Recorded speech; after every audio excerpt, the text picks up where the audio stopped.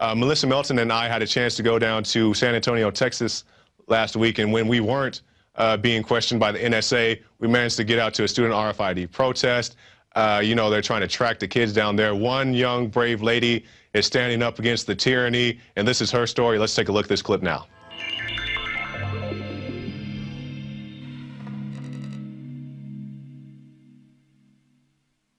I'm Melissa Melton reporting for InfoWars Nightly News.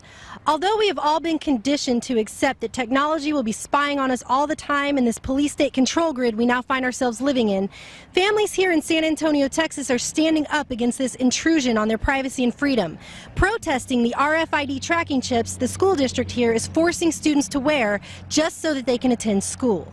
Mr. Hernandez, why did you organize this protest here today? Well, the reason I organized this is because I'm protesting these RFID tracking chips.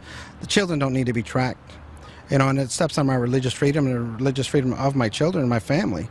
Then there's other things you can look at: civil liberties, rights to privacy. All these things they didn't take into account when they implemented this program. And for us, first and foremost, it's our religious freedom. That's our fight, and they're trying to take it away from us. And you told me just a second ago that your daughter has actually been threatened with recourse by the school for this protest? Yes, ma'am. What they told me on the 20th of September, they offered us a compromise, and the compromise was that they would allow her to wear a badge that didn't have a chip in it. But she had to fall in line like the rest of them and show support for the program. So the Constitution ends once students step foot on school property? Pretty much for them, yes, ma'am, it does. Why do you feel that wearing the RFID chips is a bad thing? Well, I feel it's an invasion of my religious beliefs. I feel that it's the implementation of the mark of the beast. I feel that it's an invasion of my privacy, and it's an invasion of all my rights as a citizen. Does this in any way make you feel safer?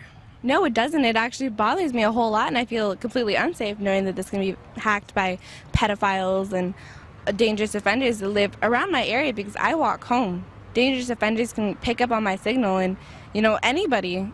My name is John Henry Liberty. I'm a congressional candidate for U.S. House of Representatives, District 21 of Texas. And why did you attend this protest on RFID tracking chips today? Because I find the program to be abhorrent. This is a textbook case of Orwellian authoritarianism in action. Tracking our children is not going to solve the problem that they want it to solve, and it's just going to cost us $500,000. They say it's cost neutral. But really, this still costs us $500,000 and then $136,000 annually to keep it up. And this is money that's allocated for education. Don't chip me, bro! Don't chip me, bro! Don't chip me, bro! Don't chip me, bro! When protesters decided to take their concerns inside, the school board attempted to silence them. The RFID chip issue was not even an included item on the night's agenda.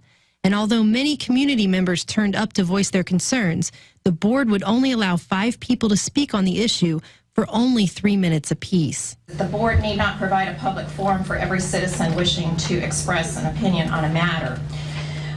It is my recommendation to the board that we do limit some of those people.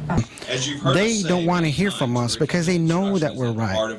This is absurd, and we're going to fight them now more than ever. You want to talk about history? We know that the Jews were tattooed during the Holocaust. What are you doing here? I think that until we have a health impact study that determines that it is safe for our children, we should not be subjecting them to experimental technology. Everything about this screams Orwellian authoritarianism.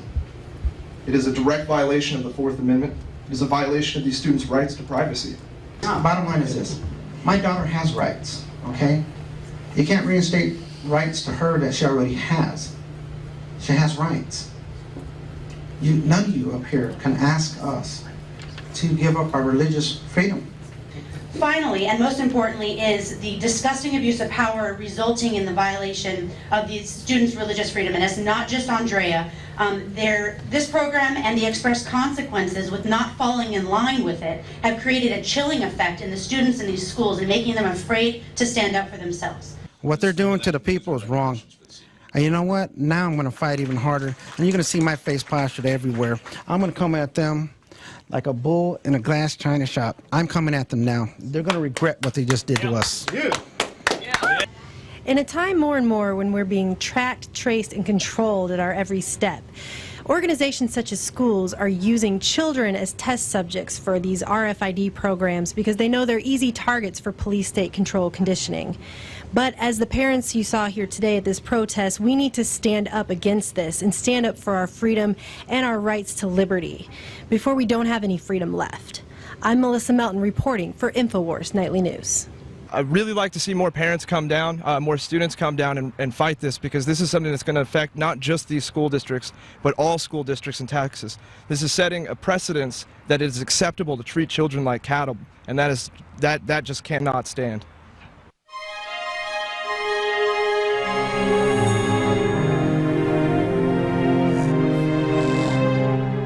So there you go, a mighty fine report from Melissa Melton with a little camera work from myself.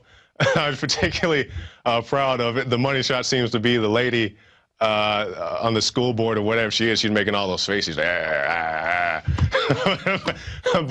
yeah, it was a good protest. We met a lot of good patriots out there. Some of those people, if you want to go juxtapose that, some of those people were in, I think it was either David Ortiz's or Dan Badani's piece when they went down to San Antonio and they were asking people, is that a protest or something? I don't think it was the Alamo video, it was the other video. So you can check that out as well.